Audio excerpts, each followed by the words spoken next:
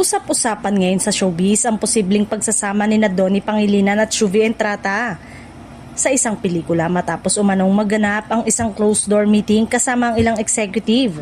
Ayon sa mga kumakalat na impormasyon, tila may niluluto umanong proyekto para sa dalawa, bagay na agad nagpasiklab sa imahinasyon ng fans.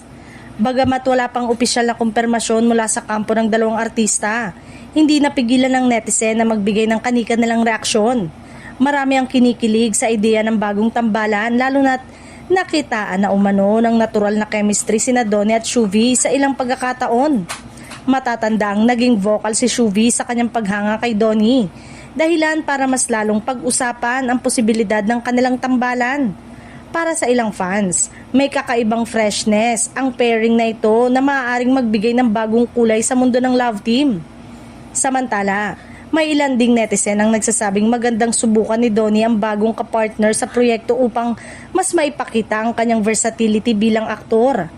Sa kabila nito, nananatili pa ring palaisipan kung anong genre o klaseng kwento ang babagay sa dalawa kung sakaling matuloy ang proyekto. Ayon sa ilang showbiz insider, ang naturang meeting ay maaaring bahagi pa lamang ng initial talk o pitching stage. Karaniwan na raw sa industriya ang ganitong hakbang bago tuluyang i-anunsyo ang isang proyekto. Kaya hindi pa tiyak kung mauuwi nga ito sa isang pelikula. Sa ngayon, patuloy ang paghihintay ng fans sa opisyal na pahayag mula sa magkabilang kampo. Pero kung pagbabasehan ng ingay ng usapin online, tila handa na ang publiko na tanggapin ang tambalang Donnie at Shuvi sakaling ito ay tuluyang maisakatuparan sa big screen.